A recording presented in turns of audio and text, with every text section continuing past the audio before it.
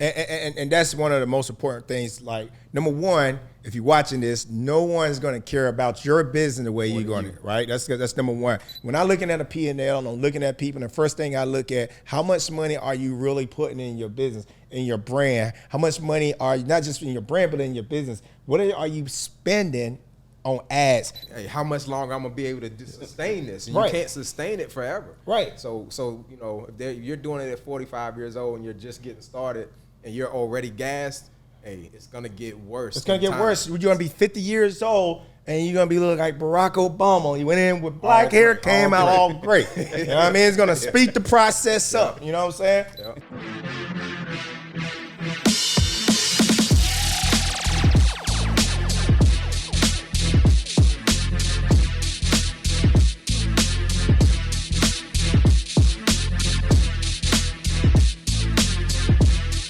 Going on? Welcome back to the Dearonne Bethea Business Blueprint Podcast, Road to 100 Streams of Income.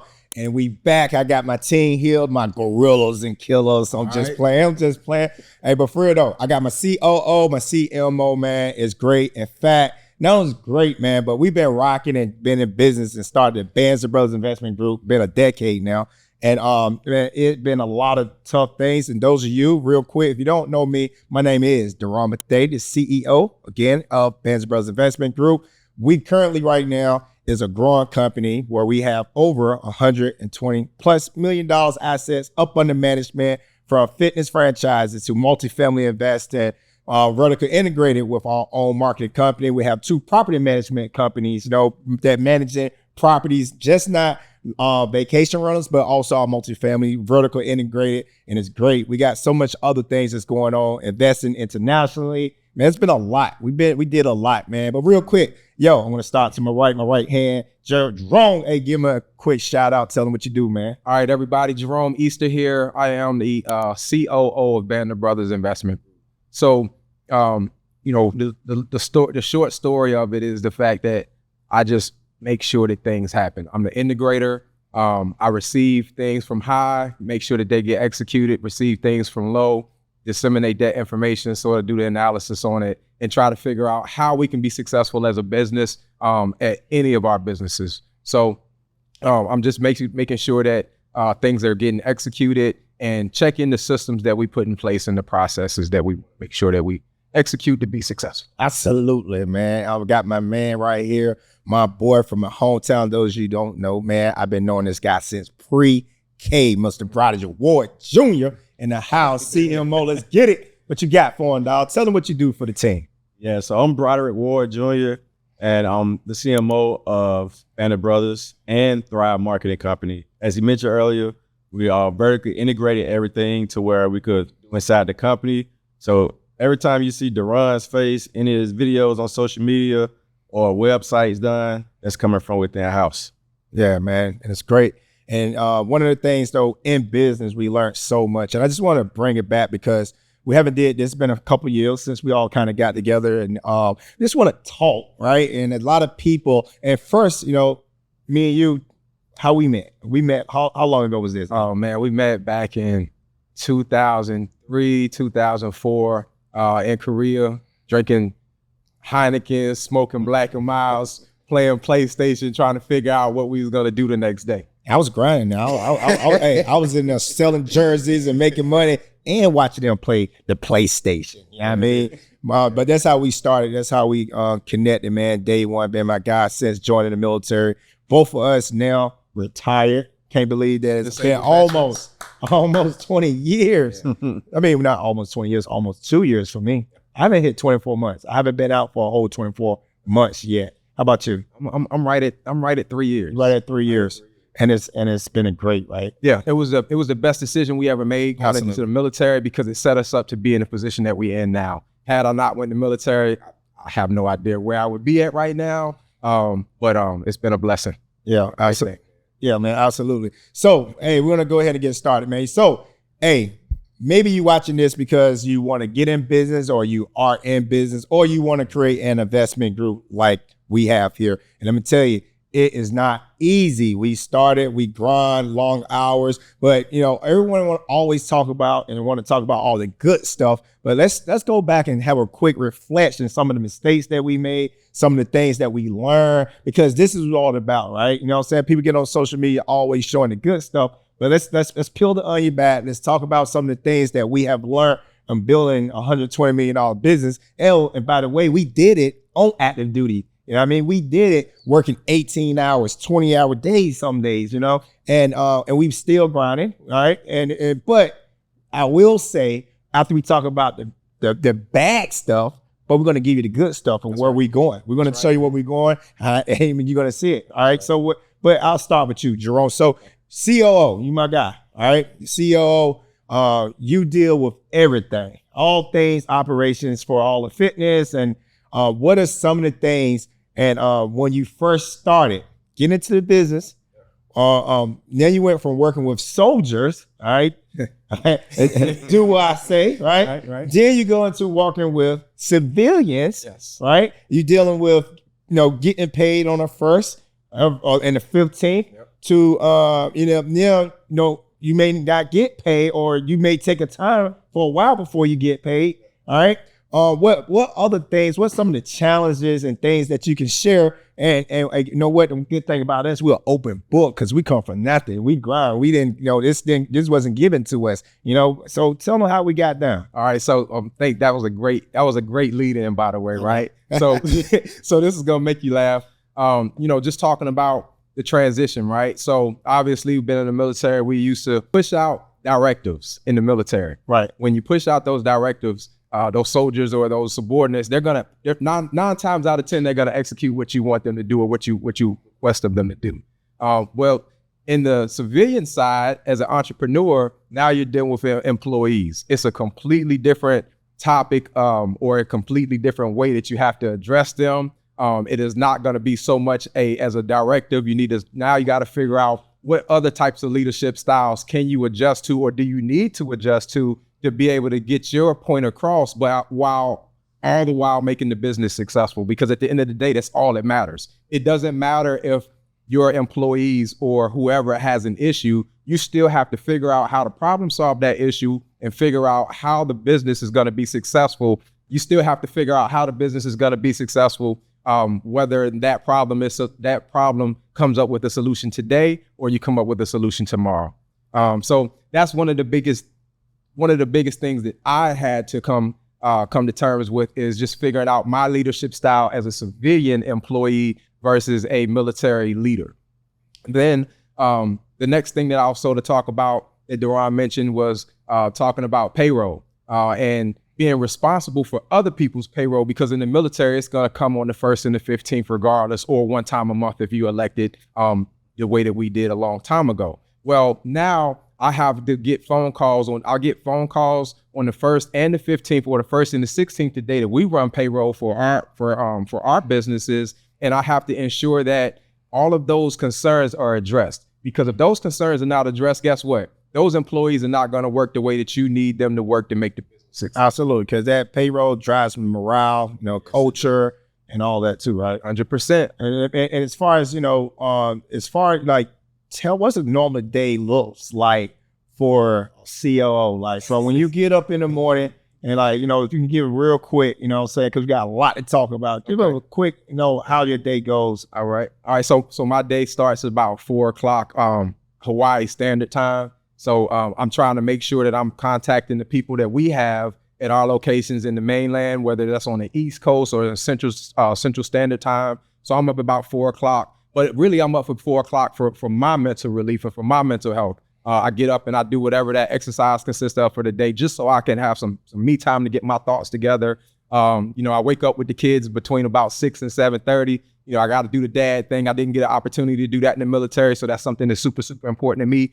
Getting that balance with life and my wife, and then just being present in the home until those kids get out and start their day. So 8:00, I'm on meetings, and that can go from 8 a.m. to 12 p.m., where it can go from 8 a.m. to 8 p.m. But at the end of the day, it's still our responsibility. It's my responsibility to hold myself accountable. So I do make my own schedule. However, that schedule can be fluid depending upon if there's any fires that need to be put out, or just, I'll just have a lot of work that maybe need to be done. And I don't need anybody else to motivate me to get it. I'm going to take that time and do what's necessary. And as far as all aspect of business in the business realm, man. So business on an operational standpoint, what are one thing that you really, really like doing? And what is one thing you like, man, I don't care about this too much, but I know I got to do it. I just do it to be doing it because I think that's important.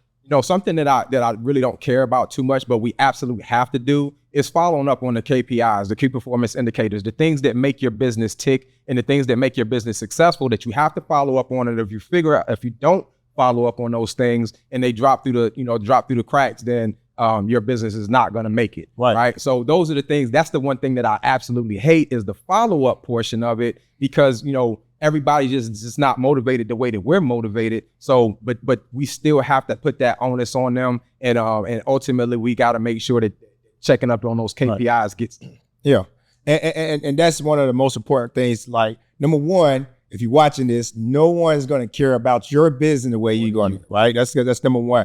So how are you able to operate that? Like for me, a CEO managing all these companies, the number one thing that I love doing, and I learned this a long time, been doing it forever in the military, was creating those KPIs and understanding, because I picked that up because I used to brief general officers and the only thing they making high decisions, based off the KPI within their organization. So those same KPIs, every business, no matter what business you're running, I don't care if it's a small business from inflatable balloon business, bouncer house business, lemonade stands, McDonald's, whatever. You know what I'm saying? E-commerce business, you should always have a KPI, and a KPI, that key performance indicator, is going to help you identify anything, any trend, all right? You should want to always trend up, right? So if you see something going down, you want to have a pulse to be able to react and be able to change the way of something that's trending in the wrong direction. So that's why we do KPI. And a lot of people don't like doing KPIs, but I would tell you right now, those business owners, I always tell you this business in the first 2 years, 30% of business owners close down. All right. In 5 years, it's like 40%, but it's crazy numbers this here. Within 10 years, only 30% of business owners are still in business. So that's 3 business out of 10 that survive the graveyard. You know what I mean? But without being in there. You got to get over the hump, which is those first couple of years. 100%, man. So, hey, real quick, I want to shift it over. All right. So in order for Jerome to be successful, all right, so Jerome, he's managing all these managers. He got all these general managers, all in these different geographical locations in the mainland. All right. However, though, in order for people to get in, you got 2 most important things in business, and that's marketing and sales. And those 2 things go hand in hand. You got to have marketing working with your sales team. In order for the sales team to be successful, you got to be able to provide leads, generate leads. And that's one of the things that I see when I'm analyzing, when I'm coaching students, when I'm coaching other people, even when at the conference that I'm talking about, when I'm looking at a P&L and I'm looking at people, the first thing I look at, how much money are you really putting in your business, in your brand? How much money are you, not just in your brand, but in your business? What are you spending on ads? And Broderick, that's the man. That's our guy. We have that in-house. We don't outsource that. We can control what he control how much money we spend, right? And then he's controlled putting leads, and he got to close them. But real quick, though, Broderick, the same thing for you. I want to put it back. Some things that you learned, some things that you have learned in the business, and just give a background, like how you do the whole leads. And, because we get tons of leads coming in. Those of you watching this, everything that we do is all come from our marketing team. I told everyone this year I was going to put $100,000 behind my brand, and that's why you see me popping up everywhere, right? But with that, can we talk about it? Yeah, absolutely. So first coming in, marketing, had no clue about it. That was my struggle, but overcame that with lots of studying, researching, and everything. And with the help of Jerome and Dearonne, just being able to go in and try to point me in the right direction of how we could get certain KPIs. Like you stated, KPIs is number one. That's what we started setting up to where we could be able to see what we're currently trending as far as the marketing goes. But as for leads, we run Facebook ads, Google ads, We create these websites that definitely are SEO optimized. That allows us to be able to go in and SEO. SEO, search engine optimization. Basically, you try to rank yourself on top of Google as one of the main SEO platforms. Want to get number one on Google, but it consists of keywords, on page and off page, SEO, technical SEO, but you want to be able to try to get to the number one spot on Google. But as far as leads go, the gym leads, they come in. It depends on your demographics. Some gyms we get probably around about 100 leads, so plus a month. Some of them might come in at 50, depending on demographics. But what we have to do is tweak those every so often to be able to make sure we could get those settings turned on right, and that way we could get our ads and stuff in front of correct people. Right. Yeah. And as far as on the business side, man, like what is one of the challenge things that you have experienced in marketing? As far as the challenge for marketing is at first trying to do everything, trying to work in the business versus trying to delegate. So that's one of the main things I learned. So that's how we end up developing our marketing team, Thrive Marketing. Go check us out, thrive-marketing.co. That's our website. But we focus on websites and social media, video editing, and SEO as well. But that was one of the main things, letting go of those things that I was already controlling and doing, so that way I could get time back and be able to help put more time into the business. Right. So And others. Yep, and others. Exactly. A lot of that took a lot of long nights and everything, but I think everything came together to where once we got the marketing team, which is currently growing now, we're currently hiring for more people to grow out on our team as we continue to open up more businesses. Yeah, absolutely. And one of the things that you mentioned is very important. We always talk about, working in the business versus working on the business. And I tell people, especially if you're watching this, it's an art. It's an art. All right. It's nothing that it is contagious for you to go work it in the business. You get sucked into the business. You get sucked behind being a restaurant owner, and you the cook, you the everything. You're in your business. You running a gym, and you working in the gym, or don't get caught up. Right. And I always try to thinking like I got to be able to do 100. And that's what we say, roll to 100 streams of income. Because I was telling Jerome all the time. I said, look, bro. I said, man, are you gonna ever be able to sustain the way that you're doing that? Because I'm thinking about right now. I understand it's one, but can you do it with 10, 20, 30, 40? And I think that's one of the biggest things that we focus on. And I love it because that's what we teach at the conference, the Hawaii Millionaire Mindset Conference, the Blueprint Conference here in Hawaii every year. Next year, June 19th, all right, to the 21st. All right, 2025. All right, at the Four Seasons Coralina. But hey, listen, come out, check us out, because that's what we talk about all day long. Give you the skills to pull you out of that business, show you some of the tools that we're using, some of the software from communications. Are you able to communicate with multiple team members? All right, you can't be using this. This is old school. If you're doing text group chat messages with managers and all that, now you got to get out of there. Software like that, like slot.com. Also project management software that we use in like Monday.com.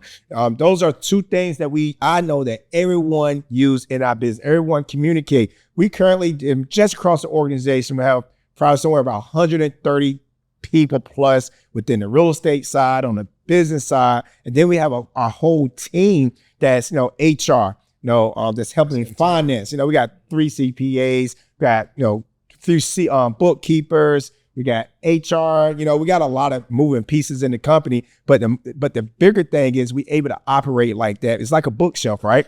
It's like once you put the systems in place, once the systems get put in place, the processes get in place, all right? The organization chart, which we also call the accountability chart, everybody know how things go and fall. Once that's going, then you got KPIs, you got your weekly sync meetings, you got everything's moving, and there's like a bookcase, right? I can just open that business, put them inside of the system, and keep it going. We run the meetings the same way. I don't care if it's a real estate meeting. I don't care if it's a business meeting. They all ran the same way. Start on time, finish on time. That's what we do. We talk the same lingo, all right? And we make sure that everyone knows the goal. What is the 1 year goal, 3 months goal? What is the 5 year goal? It's our 10-year goal, all right? Which, one of the biggest things that we're proud of is that we started, all right? And those, that know my story, I talked about it. I lost $500,000 in my first franchise, all right? And I really didn't lose it because there was a lesson learned, and we still own and operate that location today. And we was able, and just, I think we got like another year and a year and a half, maybe 2, that whole debt we paid off, and it's just be straight cash flowing. And it's cash, we was able to do so many things to make this business cash flow. But that right there, that's D college.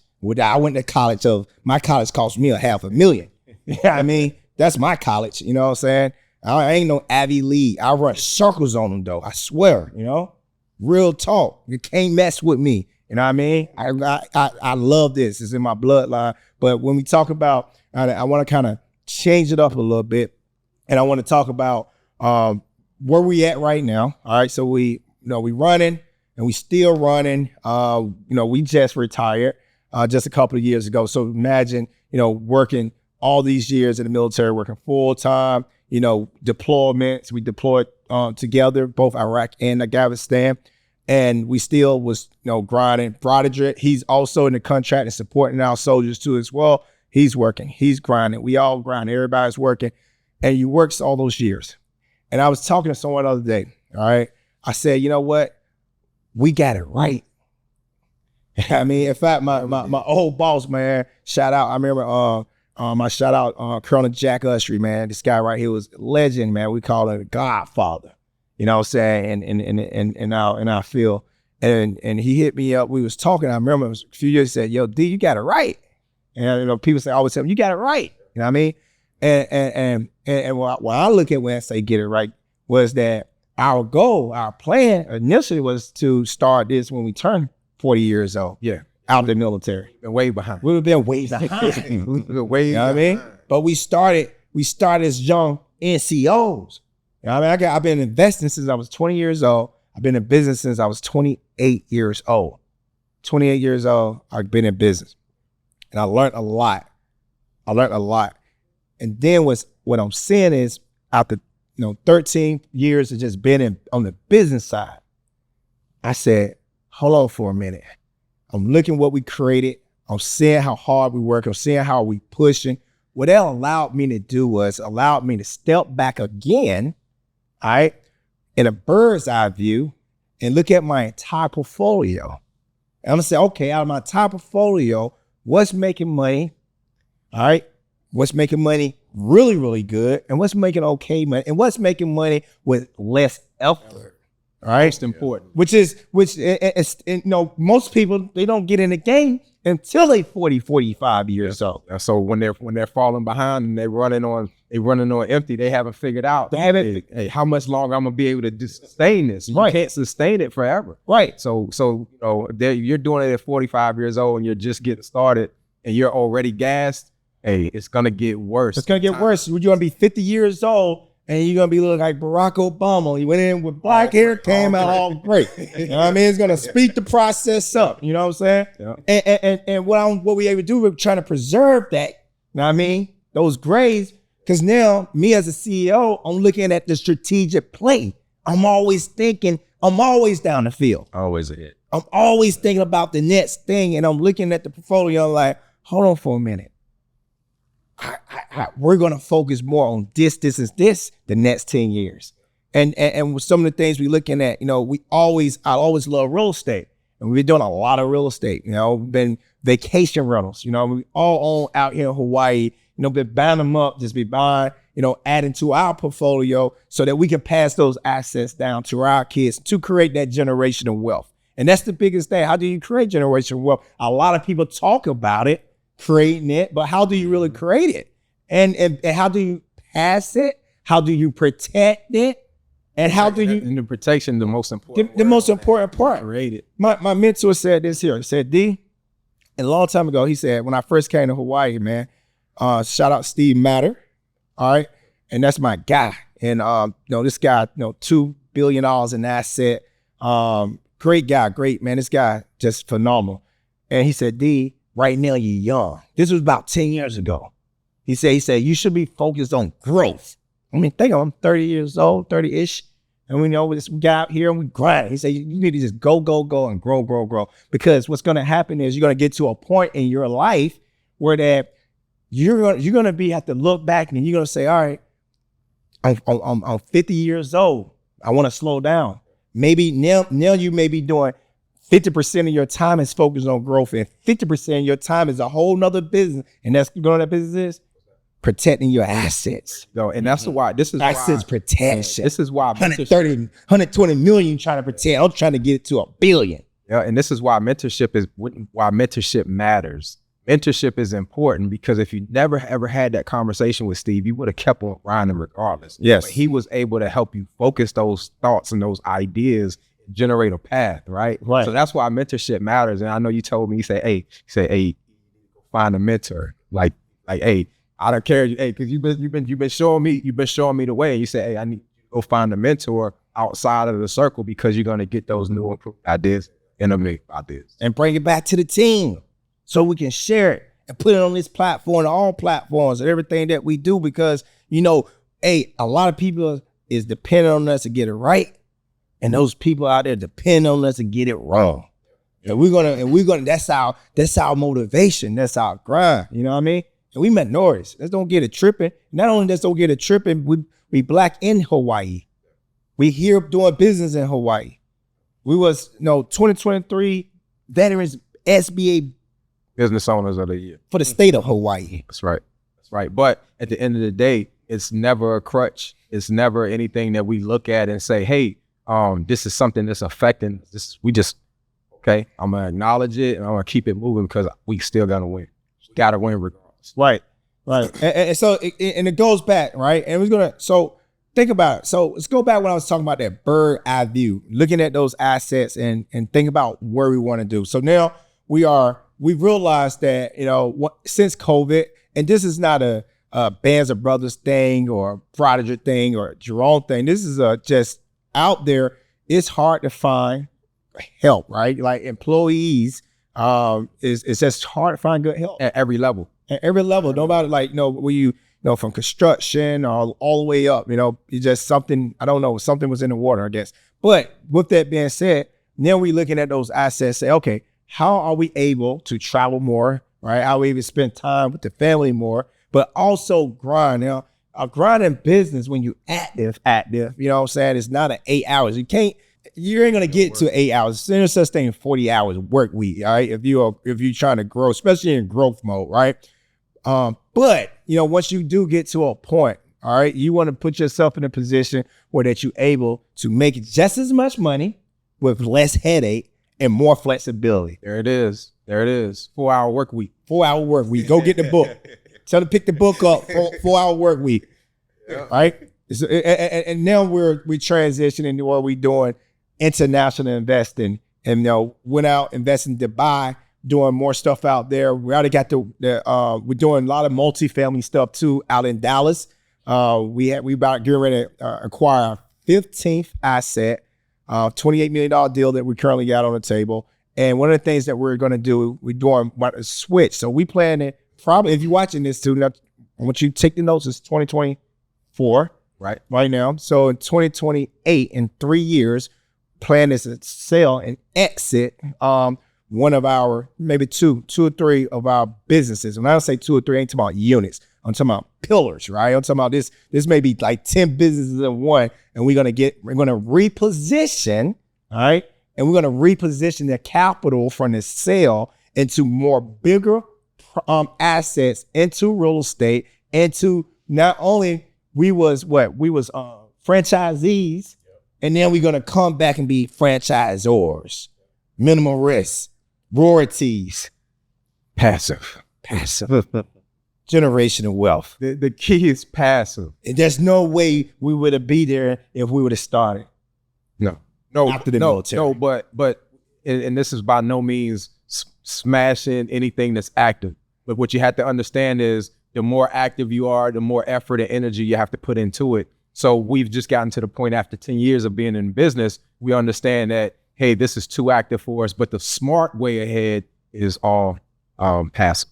Passive JV. So the goal for us to be, as we continue to grow, we're going to continue to grow. We got a great team and we want to be able to take care of that team. And the way we're going to be able to take care of that team is we're going to be able to grow with them by bringing them on, being able to invest in our deals in-house. And that's going to be put us in a great position so that they can also create generational wealth, which they doing right now too, by the way. But we're going to be able to do it at a larger and bigger scale, man. So, hey, man. So with that being said, man, I had to bring my team back on. You know what I'm saying? I got my man, Broderick, man. I want you real quick, man. Like at the end of the day, what do you look forward to? You know what I'm saying? As you work so hard, what is one thing that you look forward to? Look forward to every day when I get up is just being able to see the smile on my family face, but then also making sure that we try to do better than what we did yesterday. So that's something that I look forward to. How can I make this day better than the next day? Absolutely. Hey, man, that's good. Hey, with that being said, man, again, hey, keep on. If you like this video, make sure you like it, share it, hit us up. Hey, www.DearonneBethea.com. We got the DB community, something special that I'm cooking up right now. Also, I just gave y'all, yes, we get into the franchise business. So stay tuned for that. We're building 2 locations out currently right now in the Dallas. And like I said, we got a $28 million deal. And I will be in Dubai buying more real estate at my mastermind, Dubai, in December the 10th through the 13th. With that being said, that's it for your boy. Hey, Dearonne Bethea, Business Blueprint Podcast. Road to 100 streams of income. Let's get it. Let's grow together. Let's break bread. Salute.